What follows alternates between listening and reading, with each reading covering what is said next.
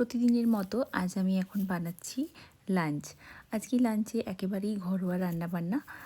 এখন যেহেতু অনেকগুলো দিন ছুটি চলছে, সেজন্য খুব একটা তাড়াহুড়ো নেই। ধীরে সুস্থে নর্মালি দিনগুলো কাটছে আর কি। ঘুম থেকে ওঠার বিশেষ একটা তাড়াও নেই। তবে হ্যাঁ, সময়ের লাঞ্চটা সময় করে নেওয়াই ভালো। আর যেহেতু আমার হাজব্যান্ড লাঞ্চ করতে আসে, আমরা দুজনে মিলে লাঞ্চ করি বেশিরভাগ দিন, সেজন্য রোজ দিন আমার লাঞ্চ প্রপার টাইমে আমি করে ফেলি।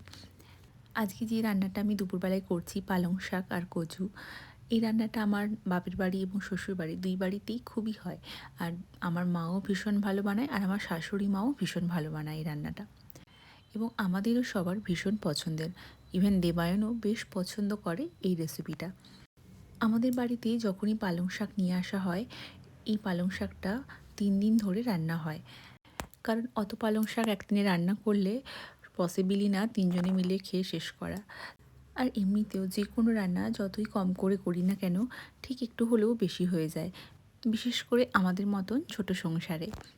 প্রত্যেক বছর আমার মা আমাকে বড়ি পাঠায়, আমার শাশুড়ি মাও পাঠায়। আর অনেকবার আমার মাসি শাশুড়িও পাঠিয়েছিল বড়ি। এছাড়া এখন দেখছি আমার হাজব্যান্ডেরও কিছু পরিচিত মানুষ আছে, যারা আমার হাজব্যান্ডকে ভালোবেসে বড়ি পাঠিয়ে দেয়।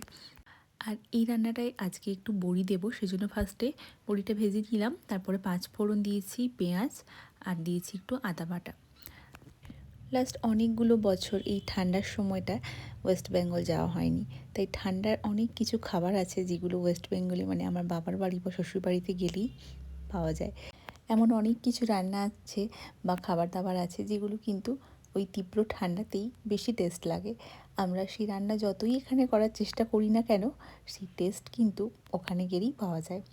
তাই আমরা ভাবছিলাম পরের বছর যদি সম্ভব হয় এই শীতের সময়টায় বাড়িতে যাব, দেশের বাড়ি।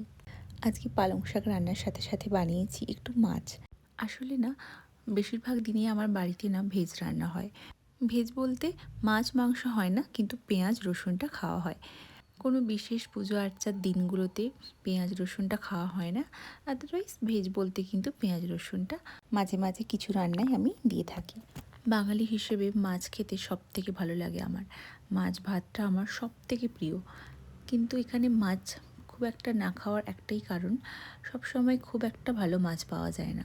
কিছু কিছু মাছ আছে যেগুলো দেখতে ফ্রেশ হলেও খুব একটা ভালো টেস্ট হয় না, তাই তার উপরই ডিপেন্ড করে আর কি। বাড়িতে যখনই মাছ রান্না করি, আমি প্রায় দিনই এই ধরনের ঘরোয়া রান্নাগুলোই করে থাকি।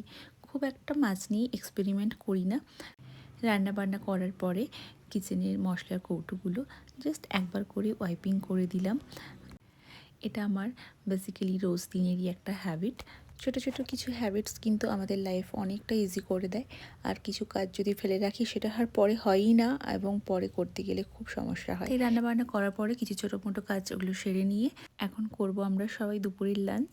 ভিডিওটা এখানেই শেষ করি। সবাই খুব ভালো থেকো, সুস্থ থেকো। দেখা হবে একটা নতুন ভিডিও নিয়ে। ভিডিওটা ভালো লাগলে প্লিজ লাইক কমেন্ট করো। Bye bye.